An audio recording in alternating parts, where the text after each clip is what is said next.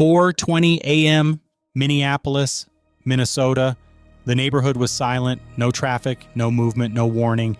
Then everything changed. Unmarked federal vehicles entered from 3 directions, 180 agents, 3 federal agencies, 1 target. Inside that $3.8 million mansion, 2.5 metric tons of cocaine, $1.9 billion in hidden financial activity, and 2 sitting judges at the center of it all. This was not a routine arrest. This was not a mistake.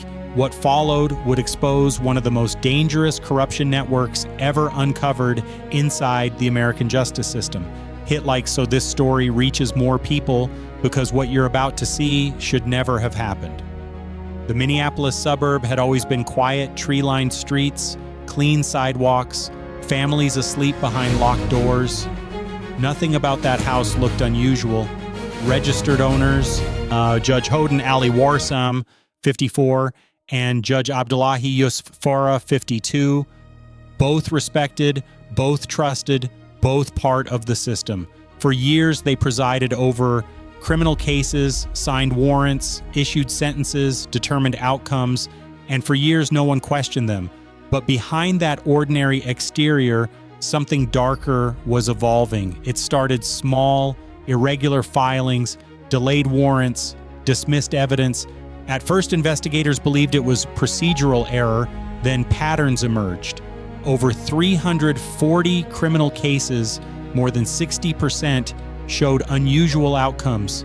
Evidence suppressed, charges reduced, cartel-linked defendants walking free, not random, not coincidence, precision. Records showed repeated connections to the same legal network, the same attorneys, the same motions, the same courtroom. Every trail pointed back to the same 2 judges. How could this happen? The deeper agents dug, the worse it became. It wasn't just court decisions. Financial records began to surface, shell companies, property trusts, consulting contracts. On paper, everything looked legal, but behind the paperwork, $1.9 billion moved quietly through over 120 entities. Funds routed through Panama, Cyprus, and the United Arab Emirates, then returned to the United States disguised as legitimate income. No alarms, no flags. The system had been bypassed from within. Comment Justice. If you believe corruption inside the system must be exposed. 11:15 p.m., FBI Field Office, Minneapolis. Inside a secure command room, maps covered the walls, red markers, blue lines, 6 locations circled. Agents from FBI, ICE, HSI, DEA, Tactical Division, and U.S. Marshals gathered around a digital operations table. This was no longer a financial investigation. This was a federal operation. The order came at 2:30 a.m. Execute. More than 180 agents mobilized, K9 units deployed, thermal imaging prepared, encrypted communications locked. Simultaneously, additional task forces were placed on standby across Minnesota, Wisconsin, and Illinois, because this wasn't one house, this was a network, and by sunrise, it would be exposed. 4:22 a.m. Minneapolis.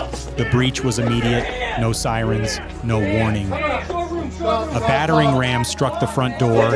Agents moved with speed and purpose, room by room, clear, secure, advance. 90 seconds, that's all it took. Inside the master bedroom, the judges were found. No resistance, no weapons drawn, only silence. They were taken into custody, still in their sleepwear, but what agents discovered next changed everything.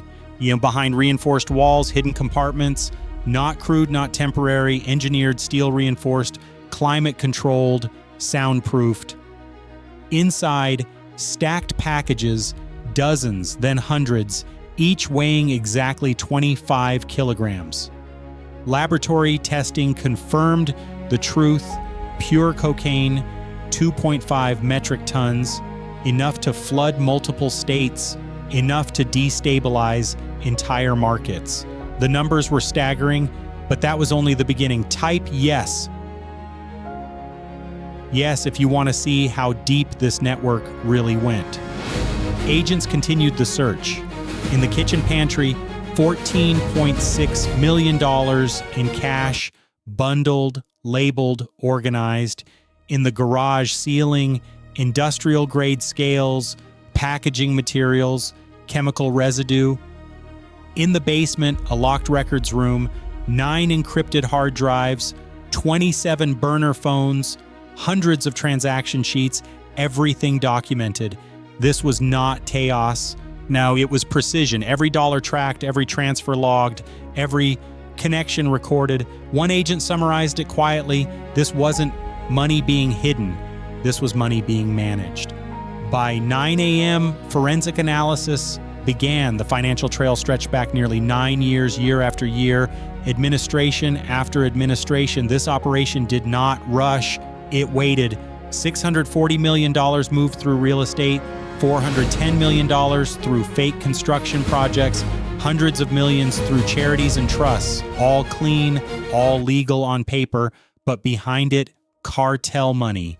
Sinaloa cartel, CJNG connections, distribution pipelines across Chicago, Dallas, and Atlanta. This was not local crime. This was infrastructure level crime. Share this video so more people understand what was hiding inside the system. The most disturbing discovery came next. Court records. Investigators pulled thousands of pages. Line by line, a pattern emerged. Search warrants delayed. Asset seizures reversed. Sentences reduced by up to 70%. At least 27 cases showed seized drug money returned to defendants, money that didn't disappear, money that re-entered the same network. Justice had not failed, it had been manipulated. Behind the bench, decisions were being controlled, the line between law and crime had been erased. But the network didn't stop with 2 judges. Phone records revealed contacts across multiple states, 23 police officers, 7 Border Patrol agents, 4 legal consultants tied to federal programs, all connected. Payments ranged from $20,000 to $150,000 monthly, disguised as consulting fees, legal retainers, advisory contracts. Every transaction clean, every transaction intentional. It was not chaos, it was architecture. The shock spread faster than news alerts. Minneapolis wasn't just dealing with a drug case, it was facing institutional betrayal. Communities already struggling with addiction now understood something worse. The system meant to protect them had been compromised. Families asked questions. Why were repeat offenders released? Why were cases collapsing? Why did nothing make sense? Now they knew. By day 3, the investigation escalated. Federal authorities launched a multi-state operation. More than 1,000 agents deployed from FBI,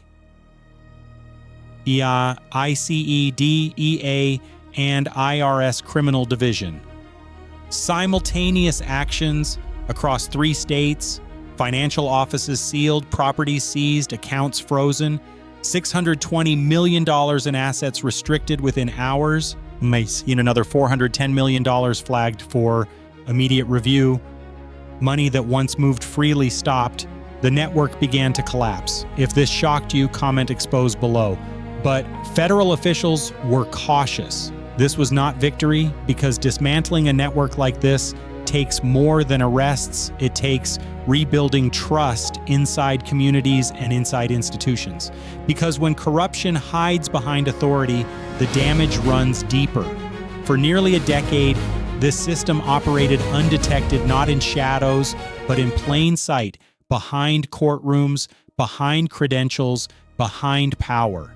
By the end of the operation, 67 individuals were arrested, over 2.5 tons of cocaine seized, a $1.9 billion financial network exposed. But the real damage couldn't be measured in numbers. Communities lost faith, victims lost justice, the system lost credibility, and that loss doesn't disappear overnight. In a closed federal briefing, one official stated, when crime survives inside the system, it stops being crime. It becomes control, influence, power. Because this case proved something undeniable, corruption does not always look violent. Sometimes it looks official, paperwork, signatures, approvals, and people who choose not to question it. If a network this large could operate for nearly 9 years inside one of America's justice systems, how many others are still hidden? Hit like if you believe accountability matters. Comment your thoughts below, because this story isn't just about crime, it's about trust and what happens when that trust is broken. Subscribe if you want the truth behind cases like this, because this wasn't the end, it was a warning, and the fight continues.